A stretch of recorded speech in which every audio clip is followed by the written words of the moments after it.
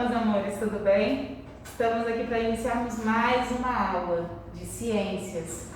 Desta vez, nós vamos trabalhar o módulo 19, que aborda a locomoção, focando na questão dos ossos, que fazem parte desse processo de locomoção do indivíduo. Esta é uma aula única, é uma aula para o 6º ano do ensino fundamental. E eu sou a professora Margot. Bom, falando então desse processo de locomoção, primeira coisa que eu quero que vocês observem. Quero que vocês vejam essas imagens e me digam o que essa bailarina ela tem em comum com estes dançarinos de hip hop, com estes indivíduos que estão na academia, com os jogadores de futebol e com uma ginasta olímpica. O que eles têm em comum? Vocês sabem me dizer? Tá pensando? Olha bem. E isso, alguém aí já comentou, certamente, o movimento. Né? Então, aqui nós conseguimos observar em todas essas imagens que há algo em comum entre eles, o movimento do corpo. Esse movimento do corpo, ele se dá por conta, é claro, de toda uma estrutura corporal, de um esqueleto, mas da parte óssea em conjunto com uma parte muscular também. Nesta aula a gente vai trabalhar apenas a parte da constituição óssea, que está ligada a essa locomoção e movimentos do corpo.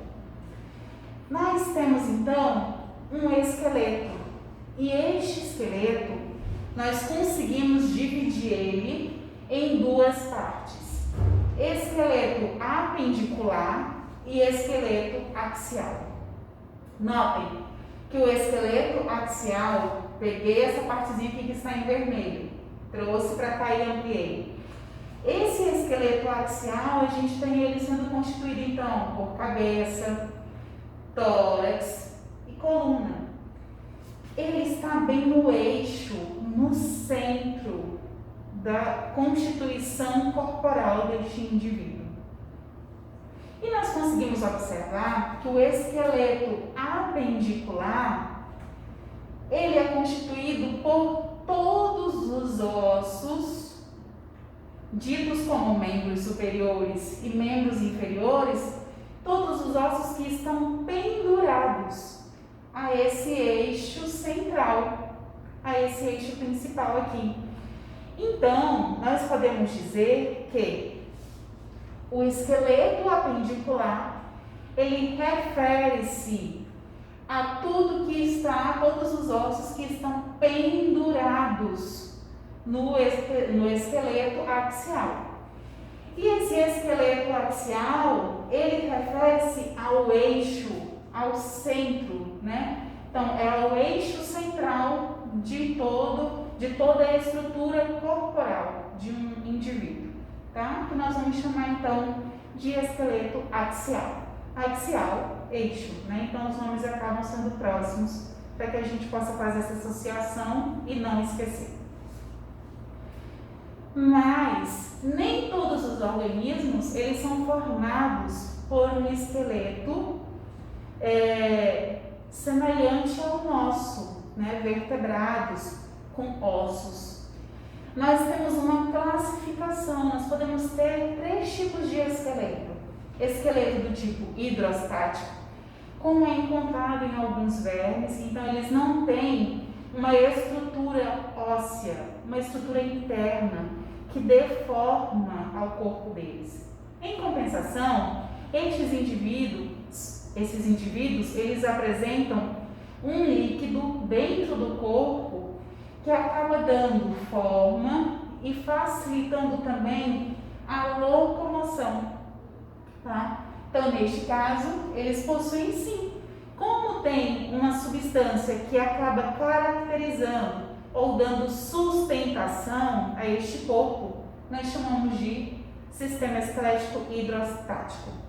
A gente precisa fazer essa associação de que o esqueleto é tudo aquilo que dá sustentação a um determinado corpo, a um organismo, tá? Então, não necessariamente ele precisa ser formado por ossos. E aqui a gente tem este exemplo do esqueleto hidrostático, formado por líquido. Tem ainda o exoesqueleto. Exo é de externo. Então, a gente tem, por exemplo, nos artrópodes, aqui um exemplo, o escorpião, a presença de um esqueleto externo. Ele não é dentro do corpo o esqueleto, ele fica externo, na parte externa do corpo, que é essa parte aqui mais rígida, mais durinha do corpo dele. Então, esse exoesqueleto acaba protegendo este indivíduo e evitando o ressecamento e a perda de água para o ambiente. Então, tem uma funcionalidade bem específica, além de, claro, da forma ao corpo também deste animal. E o endoesqueleto já é um esqueleto interno, que é uma característica nossa, por exemplo, do homem, né? Então, do ser humano. Essa característica de ter um esqueleto interno, né? Já é formado por ossos, mas nem todo endoesqueleto é formado por ossos. A gente tem espécies, uma raia, por exemplo. Ela tem na sua constituição um esqueleto formado por cartilagem. Cartilagem, se a gente for pensar, tenta lembrar quando você está comendo uma coxa de frango. Lá na pontinha, na extremidade da coxa, do osso da coxa do frango, tem um ossinho branquinho, que ele é mais molinho. Aquilo ali é cartilagem.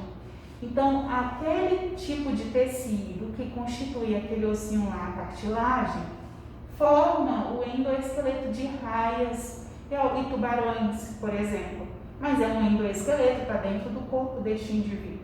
Né? Mas a grande maioria tem endoesqueleto de constituição óssea. Quando a gente vai falar, então, de um esqueleto que tem na sua constituição o osso, a gente precisa pensar no osso como um órgão. O osso, ele é um órgão. Então, se a gente for observar aqui, lembra que na aula anterior nós estudamos, né, nas aulas anteriores, a gente estava estudando níveis de organização.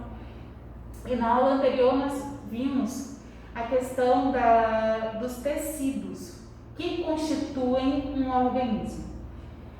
Aqui, neste osso, nós temos diferentes tecidos presentes.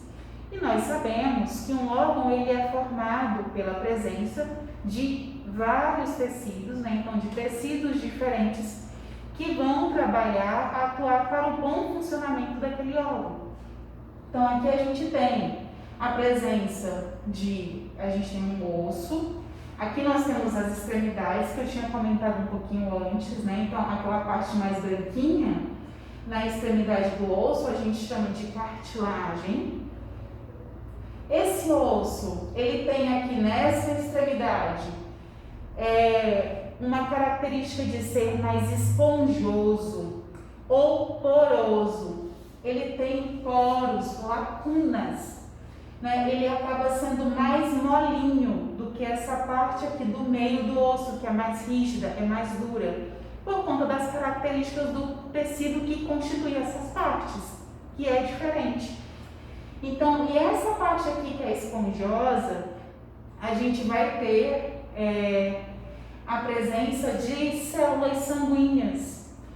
Aqui a gente vai ter a produção de células sanguíneas, né? Então, o sangue, sua boa parte, é constituído aqui, nos ossos, né? Nos ossos longos.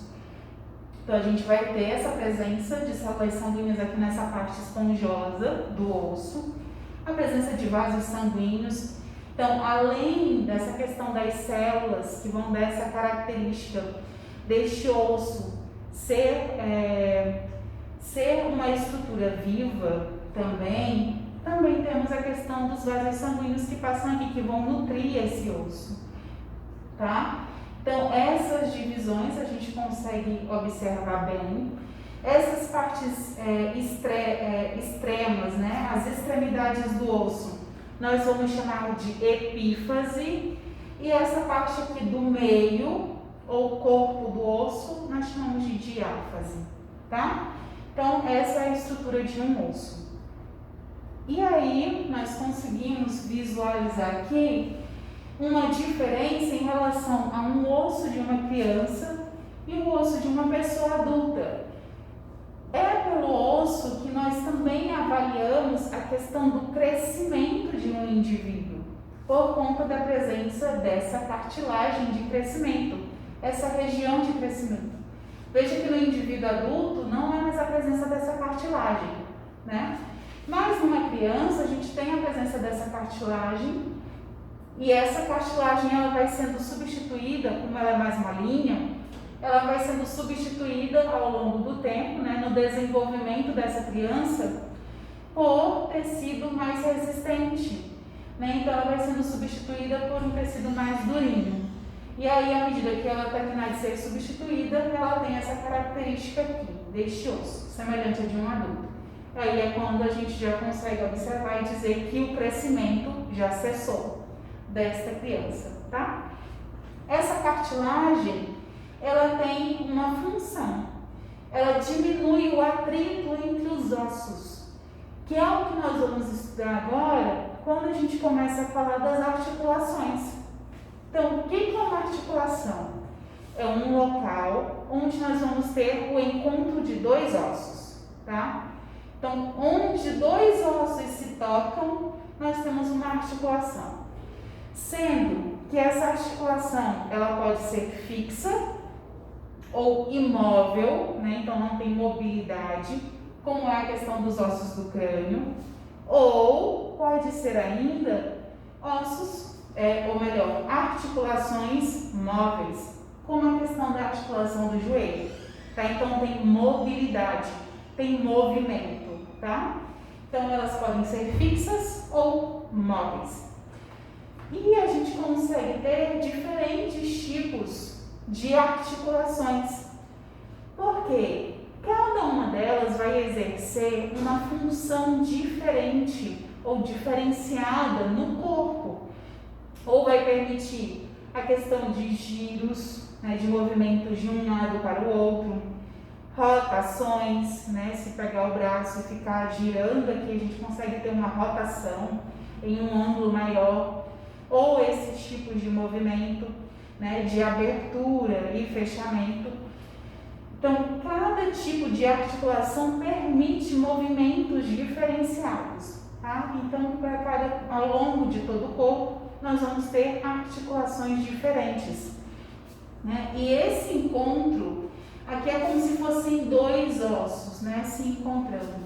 Então, esse encontro a gente vai ter entre os ossos, vai ter a presença de cartilagem, que vai ter uma função aqui que é a de proteger, diminuir o atrito entre esses ossos, né? Então aqui, por exemplo, a questão da articulação do joelho. Aqui nós temos então a presença, né, de cartilagem. Essa cartilagem ela diminui o atrito, facilitando o deslizamento de um osso sobre o outro, né? E dessa forma a gente não tem um desgaste ósseo, né? Então esse osso ele fica preservado por conta da presença dessa cartilagem. Mas além da cartilagem, nós temos ainda a presença de meniscos, que são esses discos. São pequenos discos que funcionam como se fossem almofadinhas. Essas almofadas, né, essas almofadinhas aqui, os meniscos, eles ficam entre os ossos e eles vão funcionar também como uma barreira de proteção para diminuir o atrito entre um osso e outro, tá? Executando uma força um pouquinho para não ter tanta força entre um osso e outro, preservando melhor esses ossos. E a questão dos ligamentos. Esses ligamentos, eles são muito importantes. Por quê? Esse ligamento vai ligar um osso a outro e esses ligamentos eles também vão fazer a ligação do músculo ao osso, tá? Então eles também têm essas funcionalidades, são super importantes para o bom funcionamento deste sistema, que é o locomotor. É isso. E aqui a gente finaliza então a nossa aula. Espero que tenham conseguido absorver um pouco mais deste conteúdo e nos encontramos em breve. Até logo!